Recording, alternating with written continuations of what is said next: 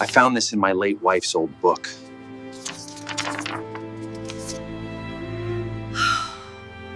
The penthouse was quiet, the kind of silence that crept into the corners and made itself at home. Dante Moretti stood at the threshold of the room that had remained untouched for nearly 5 years. Dust lay thinly on the bookshelves, undisturbed, just as Isabella had left them. Her favorite teacup still sat on the windowsill, cracked from a forgotten fall, yet never thrown away. He did not come in here often, but tonight something had pulled him in. It had started with a storm outside, rain tapping against the windows like knuckles gently knocking on memory. Dante had poured himself a glass of whiskey, then stood staring at the room for longer than he intended, and now here he was, walking in with the hesitant steps of someone trespassing in a sacred place. He ran his fingers along the spines of the books, most of them well worn, all of them hers. Isabella had loved fiction, especially the kind where people were broken, lost, and somehow found again. She said it reminded her that healing was never too far away. He pulled out The Paper Garden, a novel she had read twice during her final weeks. The pages still smelled faintly of her jasmine perfume. And then it happened. As he opened the book, a small folded piece of paper fell to the floor. He frowned, crouched down, and picked it up. The edges were yellowed, the creases soft from time. Dante unfolded it slowly, feeling the weight of something he could not yet name. The handwriting was unmistakable. Isabella's. Gentle, slightly slanted, with the loops on her lowercase e always a little too big. If you find this, it means I did not get the chance to tell you, and I am sorry for that, for there was a woman. Her name is Sophia Carver. She saved me, though no one knows. I never got to thank her. I hope she is still kind, still standing tall somewhere in this world. Please find her, if only to tell her she mattered. The paper trembled in his hand. Dante sank slowly into the armchair by the window, the one Isabella used to curl up in with a blanket and a book. The letter rested on his lap, and his hand hung loosely by his side, fingers curled slightly, as if trying to grasp what was no longer there. Sophia Carver. He whispered the name like it belonged to someone from a dream. He had never heard of her. Isabella had never mentioned anyone by that name. How had this woman saved her? When? And why had she hidden this from him? He read the letter again and again. Something inside him shifted. Quietly, but undeniably. The weight of 5 years of silence, of grief pressed down by routine, of surviving but never truly living, cracked just a little. There were questions now. Not just about Isabella's final days, but about this woman she had once called a savior. Why had she written this letter and never sent it? Why had she tucked it away in a book instead of giving it to him directly? He looked up, eyes sweeping the shelves, then settling on the rain-slicked window. The city lights blinked in the distance.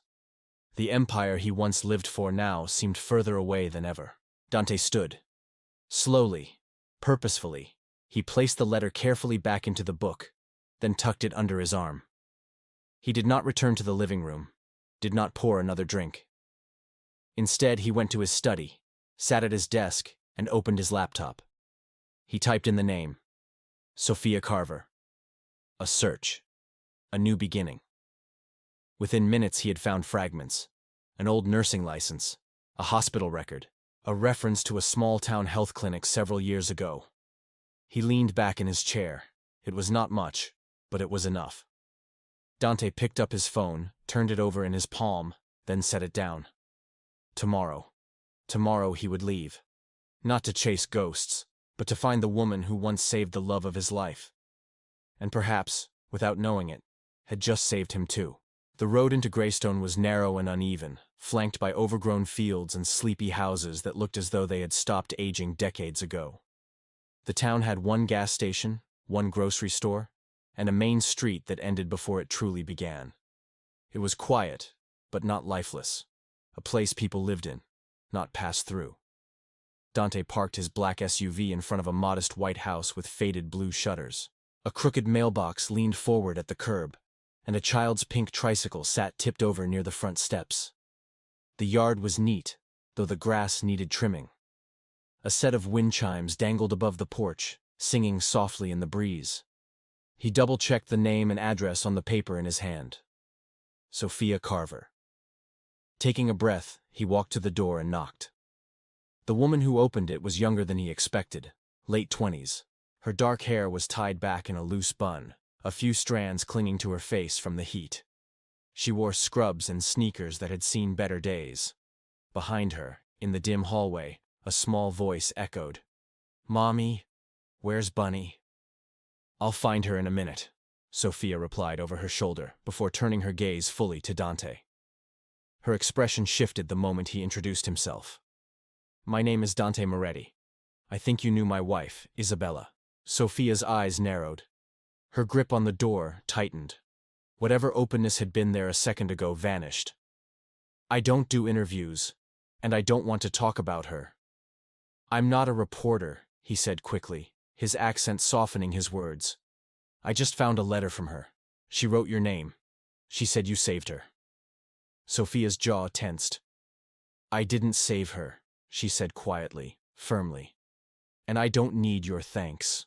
"I'm not here just to say thank you," Dante said, stepping slightly closer. "I just want to understand." She shook her head. "She's gone. Whatever you're looking for, it won't come from me." Before he could say more, she started to close the door. Dante caught a glimpse of the inside. A small living room with crayon drawings on the fridge, a couch with a knitted blanket, and a pink backpack resting by the stairs. "Sophia," he said, more gently this time, "I think she meant for me to find you." The door paused, just for a breath. Then it closed the rest of the way with a soft but final click. Dante stood there for a moment longer, listening, thinking. He stepped back from the porch, glancing at the mailbox again. The name Carver had been painted on it in faded gold. Next to it, in crooked pink letters, a child had written Lily. He drove to the edge of town, checked into the only inn he could find, and sat on the edge of the bed with Isabella's book in his lap. The letter was still tucked inside. She had written a name. Not just any name. A woman who had, in some unspoken way, been there when he had not. Who had been important enough for Isabella to remember in her final days, and now she was shutting him out. But Dante had spent his whole life finding answers to things no one else could. He had built an empire by seeing patterns others missed, by reading people's silences as clearly as their words. And now something in Sophia's face, not just the sadness, but the fire underneath it, told him there was more to the story. He looked out the window toward the quiet town, the streetlights flickering on one by one. He was not leaving. Not yet. The next time Dante saw Sophia, she was standing outside the preschool. Her dark hair pulled back in a loose knot, her arms crossed over her chest as she waited. Lily came running out the door in a blur of pink. Pink dress, pink backpack, pink headband.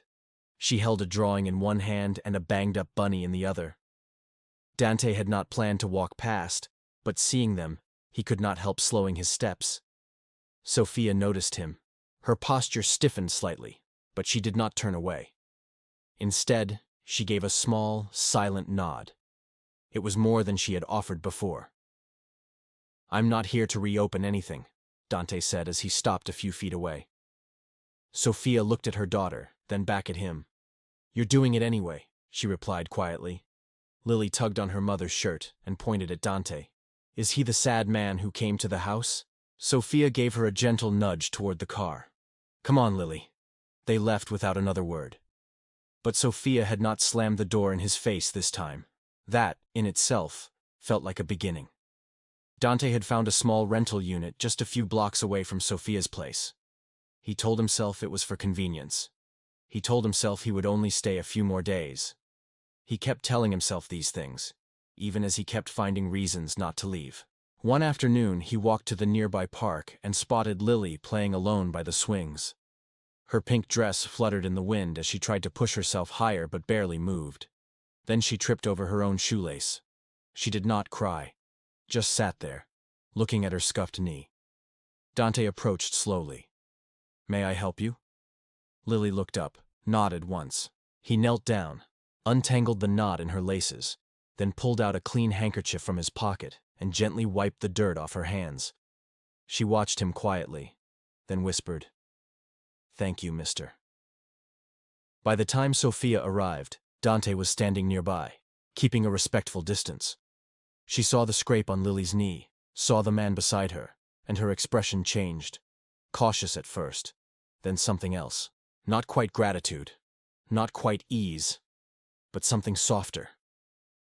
"I didn't mean to step in," Dante said. This time, Sophia replied, "Thank you." It was the first time she had thanked him for anything. That night, Lily sat cross-legged on the floor with crayons and paper. She drew a man standing in the rain. Beside him was a blurry figure, undefined, like a memory too faded to finish. She held it up to her mother. "Mommy, who's he waiting for?" Sophia stared at the drawing. Then she looked at her daughter and said nothing. The next morning, Dante opened his mailbox to find that very picture folded neatly inside, tucked into an envelope with no name. He knew exactly who it was from. Later that day, they crossed paths again at the local market.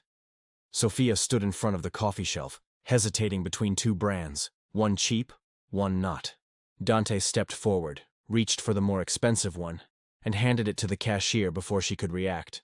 When she noticed, her brow furrowed. "You think I need help?" "I think you deserve better coffee," he said, calm and sincere. She stared at him for a moment, then took the bag without a word. No thank you. No anger. Just silence.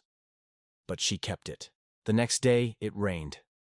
Dante watched the clouds roll in from the window of the little cafe across the street. He had brought his laptop but could not bring himself to open it. Instead, he stared out, waiting without realizing it. A knock came at the door of his rental later that afternoon. When he opened it, Lily stood there, clutching another drawing wrapped in plastic to protect it from the rain. Her dress was damp at the edges.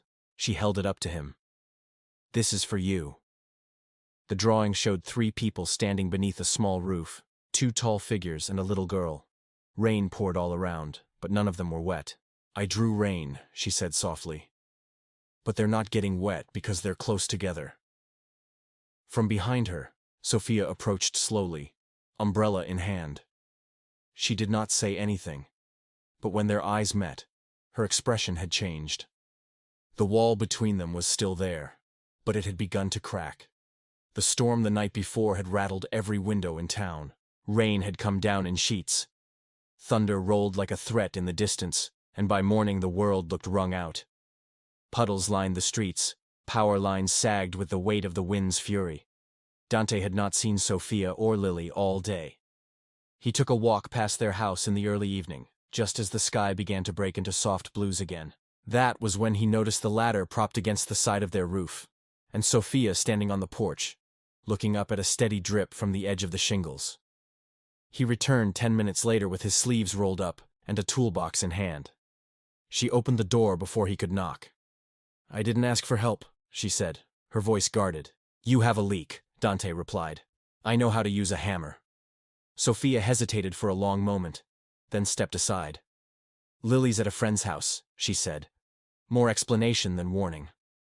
Dante climbed onto the roof, checking for loose shingles, nails, and signs of rot. The damage was not extensive, but it needed attention. For the next hour he worked in silence while Sophia gathered towels to catch what the patchwork could not. When he finally came back inside to clean up, Sophia handed him a glass of water and gestured toward the back room. "There's a towel in the closet if you want to dry off," she said. Dante nodded, headed down the hall and opened the wrong door. It was a small room that looked more like a storage space. Boxes stacked along the wall, a folding chair, a dusty lamp. He glanced around, searching for the closet. Then his eyes caught something on the desk, a worn notebook, a medical logbook, its cover creased with use. It was open to a page dated 5 years ago. Isabella Moretti, room 217, emergency response documentation. Handwritten notes filled the margins. Vital signs declining, pulse, respiratory failure, treatment initiated by S. Carver, no attending physician on site. His hand hovered over the page. "Don't read that." Sophia's voice snapped from behind him. He turned. She stood in the doorway, her arms tight across her chest, eyes sharp but shining. "I was just I know what it is, she said, and I know what you're thinking. I just want the truth. I broke protocol. I acted without permission. That's the truth. She walked into the room slowly, the floor creaking beneath her feet. Your wife started seizing 30 minutes after surgery. Her numbers plummeted. The doctor in charge had left for a meeting. No one wanted to act without an order. But she was crashing. Sophia's voice wavered. I used medication from another case. I started CPR. I shocked her heart. And after 20 minutes, she opened her eyes. Just for a while. Dante stared at her. She was awake. She held my hand and whispered your name, Sophia said, her voice breaking. She smiled. I think she knew. And I think she was ready. A long silence settled between them. Dante looked down at the notebook again. You gave her back to me, even if it was only for a moment. I took a risk I was not allowed to take, Sophia said. They fired me, labeled me unfit. I didn't care. I would do it again. For the first time since they met, her voice cracked. I just wish she had lived. Dante stepped forward, slower than before, not with the urgency of a man seeking answers, but with the weight of someone beginning to understand. You should not have been punished, he said quietly, his accent thick with emotion. You should have been honored. Sophia blinked hard, then looked away. I don't want pity. This is not pity, Dante said. It's gratitude. Sophia tried to speak but failed. Her lips parted, then closed again. Her arms dropped to her sides.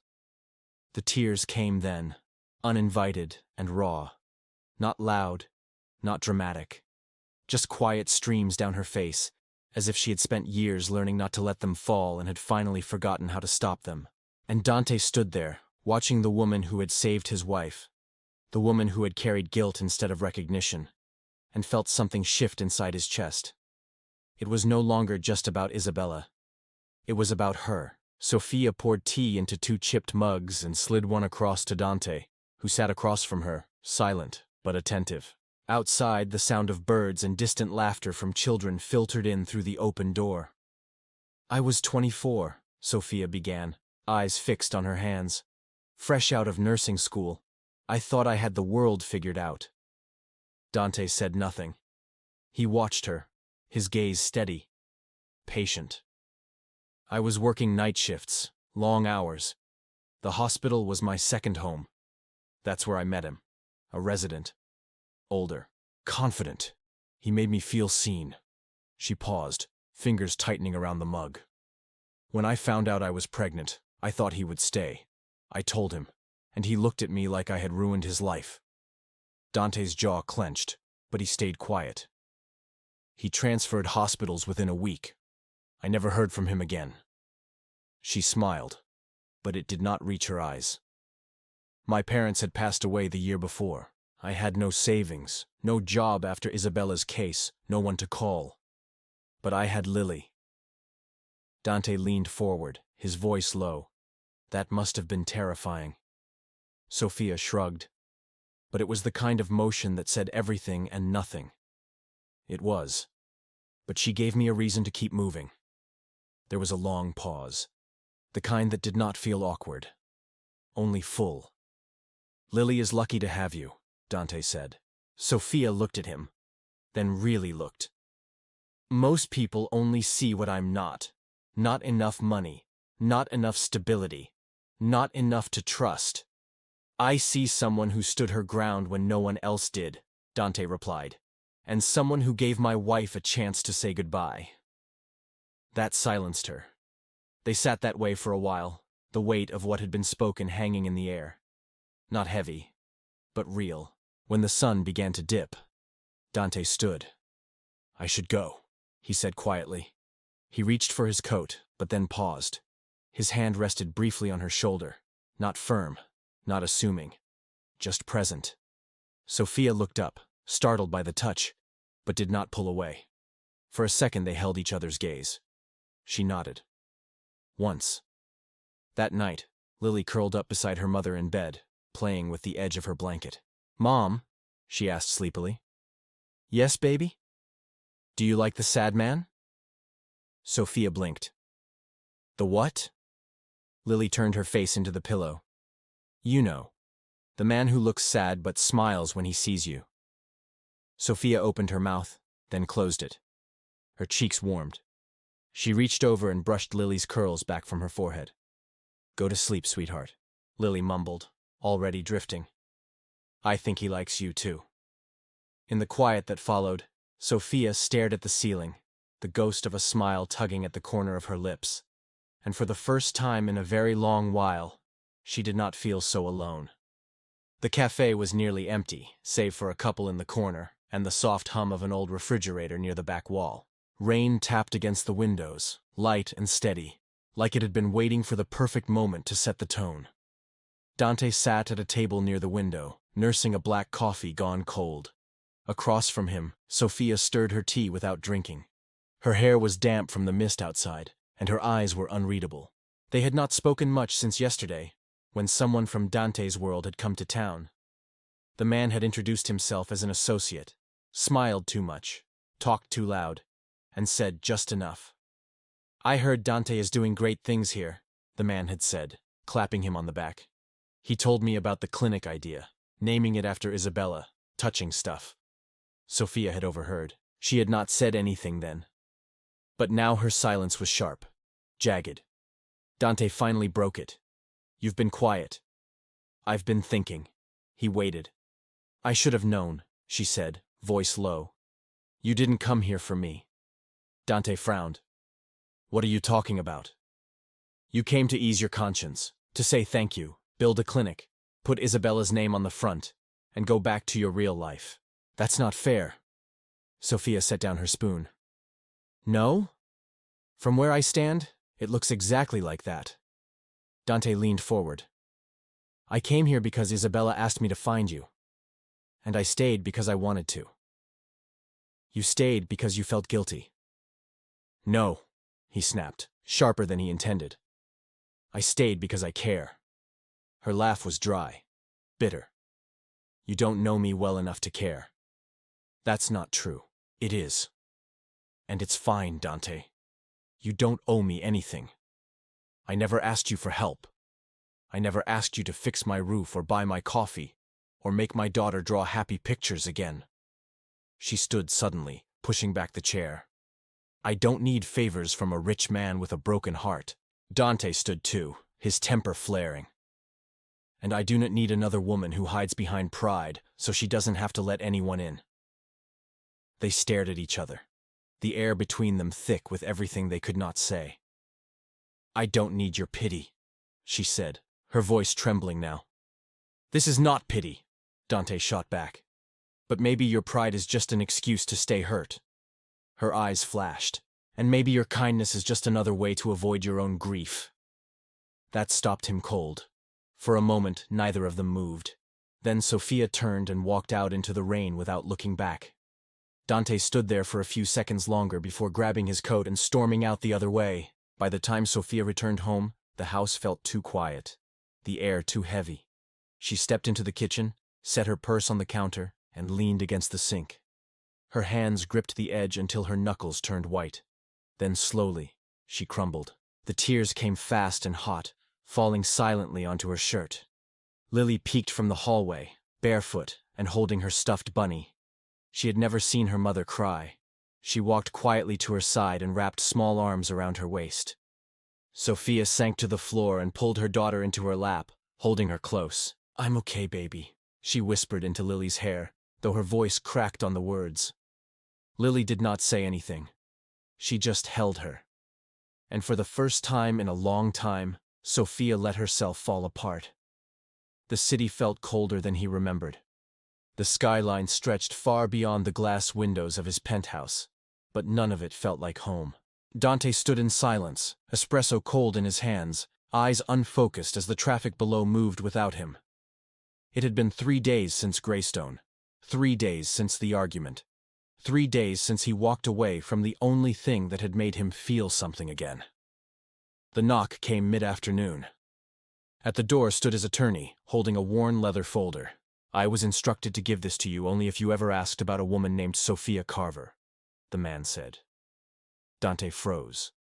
Inside was a single envelope, yellowed with time.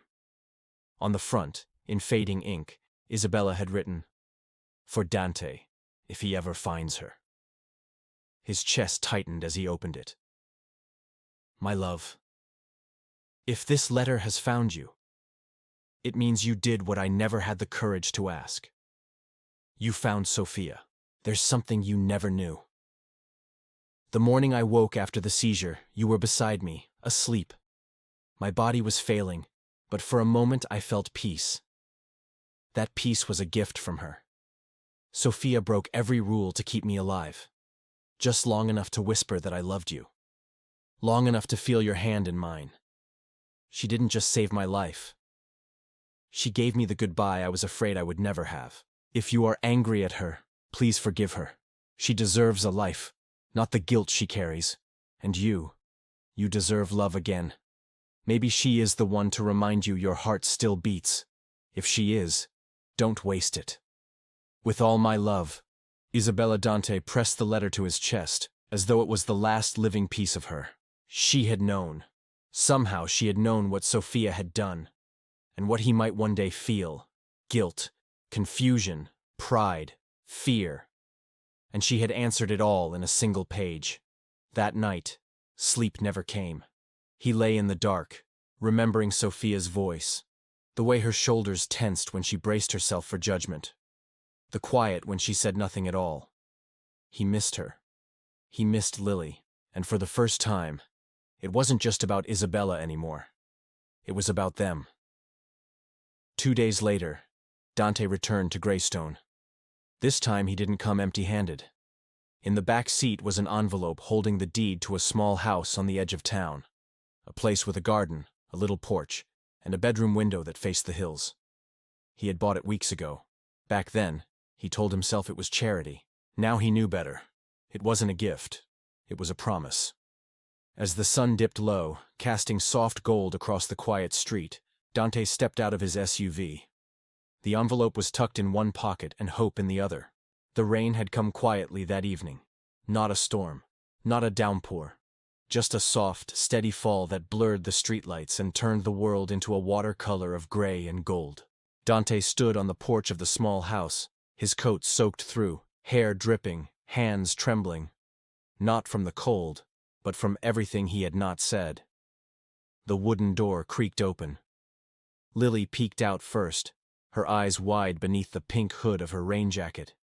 She blinked up at him, then turned to look behind her. "Sophia," Dante said, his voice barely above a whisper. She appeared in the doorway a second later. Her dark hair damp and pulled back loosely framed a face that was unreadable. Not cold, not angry, just quiet. They stood there for a long beat, rain falling between them like a curtain. "I was wrong," Dante said, his voice breaking, his accent thick. "I was wrong to walk away, wrong to think this was just about Isabella. It's not." Sophia's lips parted slightly, but she did not speak. Dante took a small step closer, rain pooling around his shoes.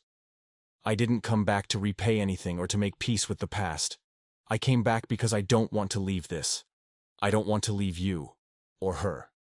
He looked down at Lily, who had stepped out beside her mother, holding her bunny close to her chest. "I don't know what we are," he continued. "I don't know if I'm ready or if you are, or if this even makes sense.